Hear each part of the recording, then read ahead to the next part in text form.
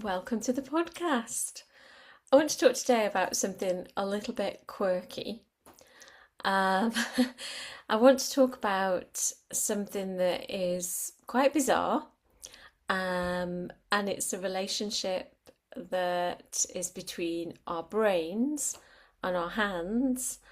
And well, let's just dive in. It hopefully is a little bit gripping. So if this has ever happened to you, you've memorized your dressage test, or you thought you did, line by line, you've drawn it out, you've practiced it, you've done everything until you can just do it in your sleep, and then you get into the arena and your brain just shuts down. Or you have aimed to memorize a jumping course, show jumping or cross country, and again, you sort of got it, but when it comes to it, you sort of haven't, and you're doing it on instinct more than anything else. Well, that kind of learning, we've all been there where we've kind of just hoped that inspiration will come to us in the moment and we can remember which way to go. Um, it makes it quite difficult if we have any kind of performance anxiety on top of that.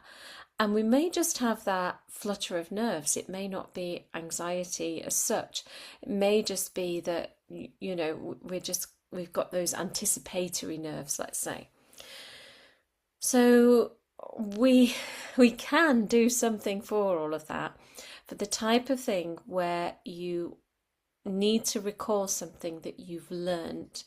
And it's usually something like a floor plan of some description. So sometimes we spend so much time training our horses and training ourselves physically, but we actually forget to train our brains. And there is a simple physical trick that could help your brain to lock in those memories more easily and then recall them when you need them most. So it's a little bit of a life hack. It has been floating around for some time. It comes from a research study in 2013. So this study, which was comically called, which I always find a little bit amusing because usually scientific articles don't necessarily have any kind of humour to them, but it was called Getting a Grip on Memory. And it was led by Ruth Propper at Montclair State University. So what you have to do was try and think about how to activate the right part, the correct, I should say, not right and left, but the correct part of your brain. So we know that the right side of our body is controlled by the left side of the brain, and the left side of the body is controlled by the right side of the brain. And it's this cross-wire system. And so when you squeeze your right hand, you're essentially knocking on the door of your left brain. And when you squeeze your left hand, you're sending a signal to your right brain. Now, what does that really matter if you're trying to remember a course or a dressage test? Well, it's because our brain's hemispheres are specialists. So the theory suggests that your left brain, activated by squeezing your right hand, is the primary engine for encoding information. So it's the part of the brain that's the recorder, the one that's actively listening, the one that does the processing of any information that's sent to it, the one that kind of writes it all down, if you like, when you're studying for a test or you're trying to remember something. Now, your right brain is activated when you squeeze your left hand, and it's a specialist for retrieval of all that information. So it's more like a search engine, the one that can look for the specific recording that you need and pull out the details when you need them. So based on the research from 2013, the sequence for optimal recall, specifically for right-handed individuals, if you are a left-handed individual, swap everything over, is right hand to put the stuff into your head and then left hand to recall it. So let's just break it down a little bit. Let's say we've got a rider who wants to memorize a jumping course. So let's say the plan of the course is taped onto a post, or you're actually going to walk the course. So you need to encode the information. So you use your right hand, okay? And from the study, they said that you needed a 90-second firm clench of the fist.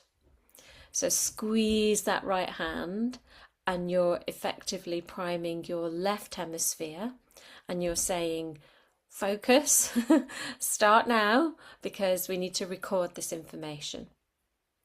And then as you're squeezing, you read the course, you walk the course, you maybe talk it through whilst you're doing that, either inside your head or out loud, and you're giving the recorder part of your brain the clearest signal that says, look, this isn't just scrolling on Instagram, this is information I want to retain, so please record it for me and write it all down.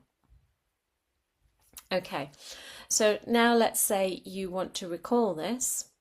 Either you want to just test yourself, or you're the next horse to go and you're at the gate. You know that the recorder has done its job, but you want to now activate the search engine. So use your left hand and another firm 90-second clench, and this time you're activating your right hemisphere and you're saying, okay, all that recording, all that writing down that I did earlier, I want to pull out that file. And this is the prime retrieval system. So you take a deep breath and you start to squeeze your hand. And so you've kind of created a memory sandwich.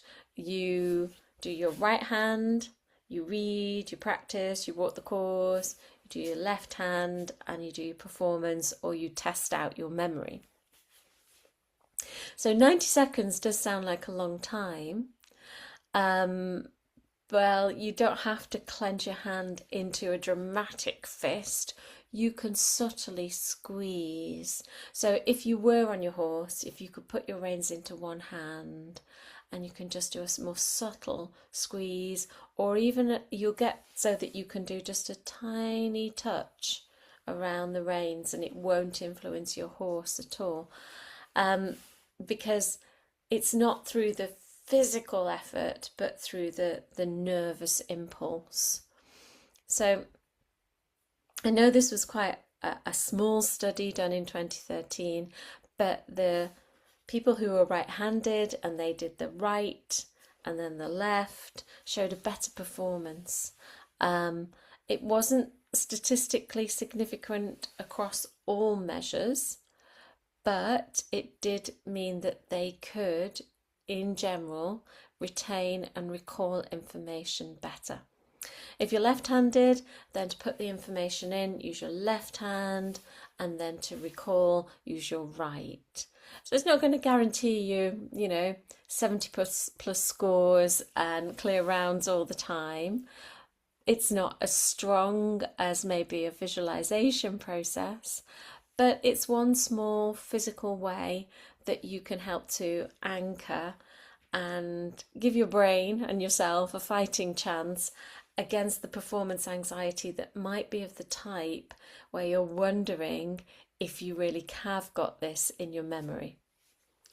Have a little go. Let me know how it goes. I'm going to have a little go as well. You could always test it out with something non-written, like count to 10 in a foreign language or something, and see if that works for you. Take care, and I'll see you again really soon.